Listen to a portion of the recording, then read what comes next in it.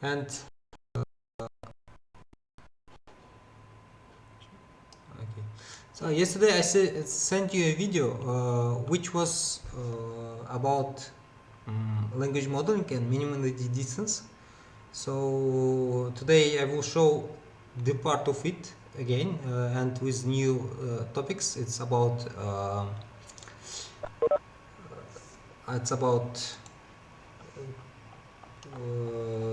approximate generalization and zeros, etc. So let me show you.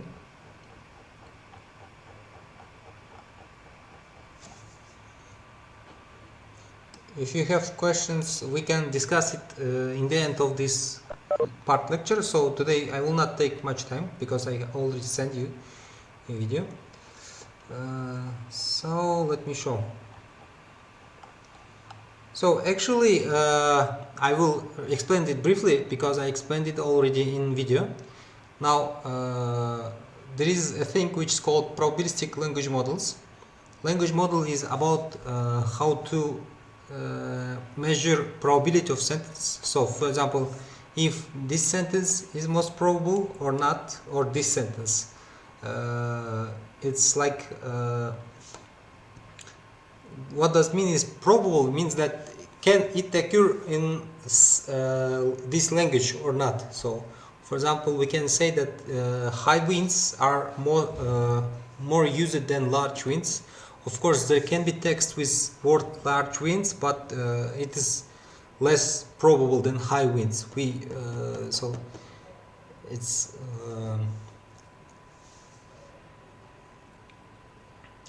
in this manner. So for example, like words, it's you can think it as a zone and peak, which can be used for different words, and they should not be mixed, and they not mixed. So how it is calculated? So actually we need to calculate this probability. So for example, this is the sentence which we are going to calculate, and we generalize it as something like this. So we find the probability of A, then we find that probability of B is going after A, and probability of C going after A and B, probability of D going after A, B, C, and multiply, and we get this probability. So if you forgot about probability lessons, you can recap at this one. So this is something like this probability it's. So how to calculate it? For example, you count. So this one probability it's means how many times in text it's occur out of all words. So for example, you have text for million words, and it's is used for example 1,000 times. So you divide 1,000 by million, and you got 1/1,000. So this will be probability of this word. This one means that how many times in text you have water going after its.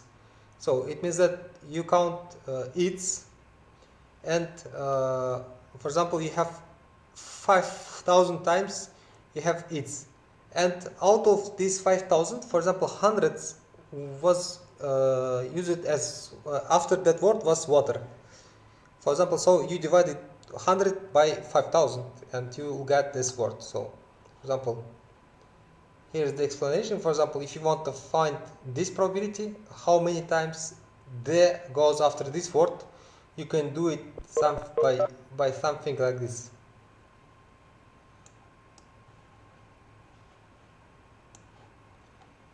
Markov assumption says that,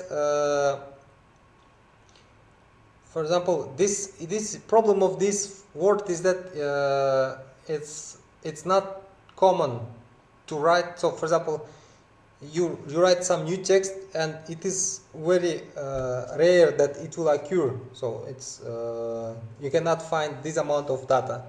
So for these cases, we have Markov assumptions, which says that okay, let's do not watch this part, only watch the last word. So it will simplify, and it will not affect probability. It may affect, but it will affect it more less importantly, we can say.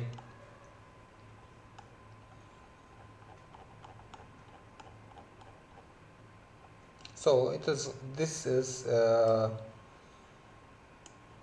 explanation like count v1, so we calculate how many times word, and after it we have other word, etc.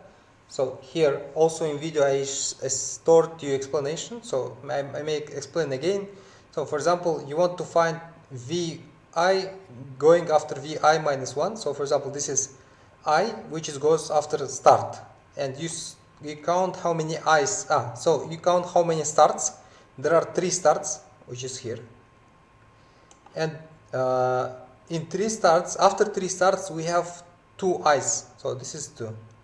And we can calculate these things, and then for example you can give new example. For example, m sem I, you can give example m sem I, and it will give 0 probabilities, because there are no actual like this kind of things.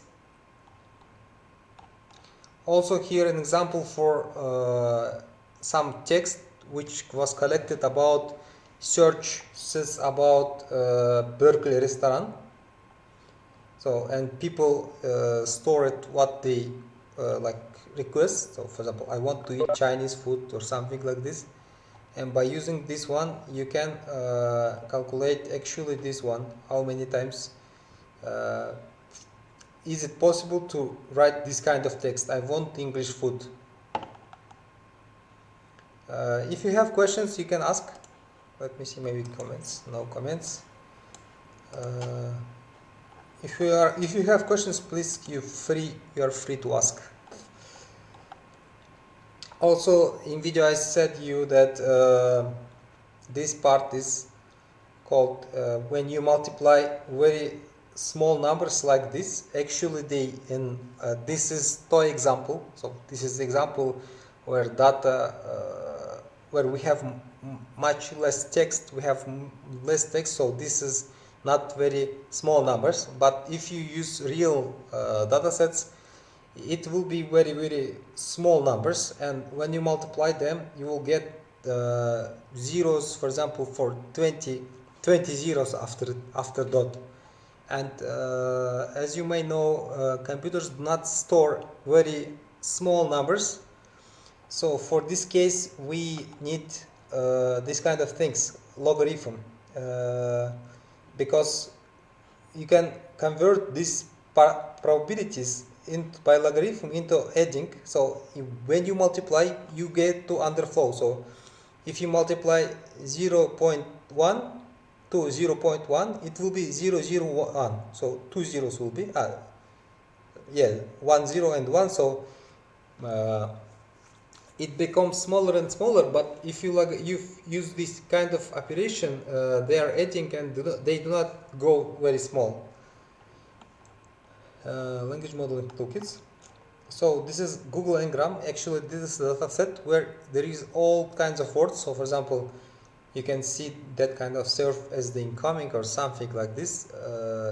They store all texts, and they find out that, for example, serve as the incoming occurred 92 times, and serve as the incubator 99 times, and etc. How good is our model? Okay, so we test this part.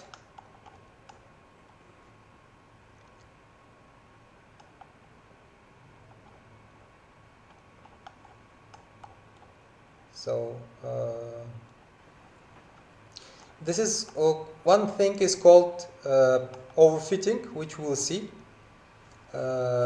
So for example, we have training set, in which training set means is text which we have collected, and we want to train data on it, and we have these kind of things like denied the allegations, denied the report, denied the claims, denied the request.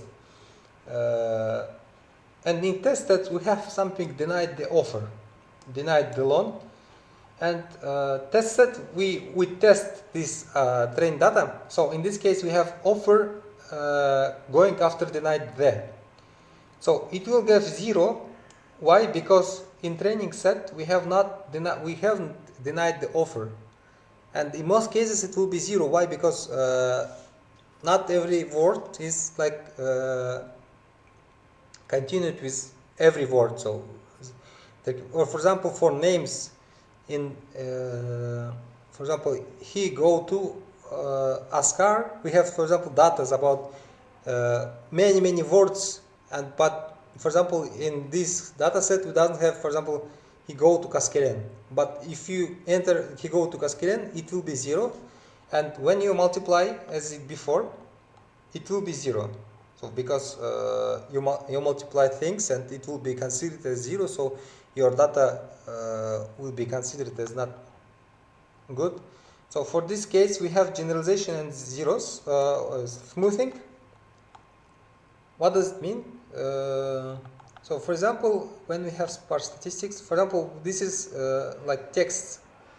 We have, for example, like previously denied the. So in our data set, there are 3 times when it was denied the allegations, 2 times denied the reports, denied the claims, denied the request, and many of these words: attack, main, outcome, etc. And we can do something which is can be considered as stealing. So we take some of these data and give it to others. So we say that it can be some other data. So this is called smoothing. At one estimation, it is do it like this, also called Laplace smoothing. So we do something like this to solve this problem. So if, for example, it will be problem. Why? Because not all texts are present in these things. So we can say, okay, we count, but we make +1. +1 to the top, which was in examples before, and then we at the bottom part we add +v. +v is how many vocabularies, how many words in dictionary. So it means that we add +1 to everyone, 1 1 1, but we divide it by vocabulary. So it will not when you add them, it will not be over more than 1 if you sum. So the probabilities must, if you add them, so they must always be 1. So for this case, we make this one v. So it adds vocabulary, how many words are there in dictionary.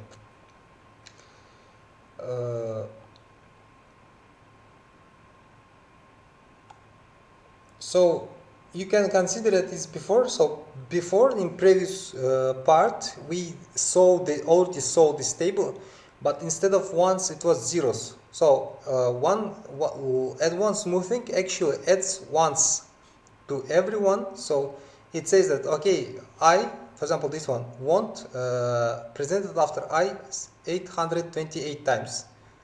But we can say that, okay, sometimes after I we have seen 2. It was only once, so it was rare, but it can be.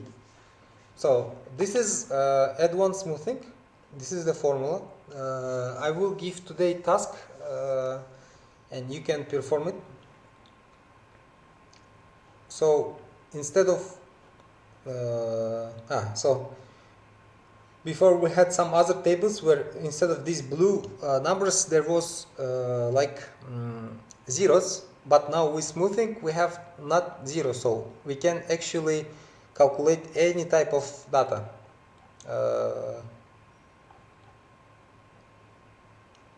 Isn't used for RAM, we will see better methods, but add one is used to smooth other NLP methods. So add one is, we can use it to solve zero problems. Also, there are examples like Beckhoff interpolation. I will explain it, but so it is called linear interpolation. So, for example, this means that how many times probability of this one, how many times word n. So, for example, denied the allegations. So, for example, how many times allegations was after denied the, and this one is like we use the different things, like lambda 1 multiplied how many times denied was after how many times allegations were after denied there, and plus lambda 2, which you will define by yourself, and this one is how many times allegations were after there, and this one is how many times allegations was used in text. Lambdas conditional on context. So how to set lambdas? It's like another topic of machine learning. You have to like train it and find these lambdas to find the most better things. Also, other problem is unknown words. So for example, this can be names or surnames or something like this, because for example, you have name, you have city, and this city can be not in dictionary, so you have to like predict how to work with it. You can, for example, some words will be out of vocabulary, and you can specify in your training set some words which you will define as unknown, so people will not use it. Smoothing backoffs, etc. So actually, we can skip these parts.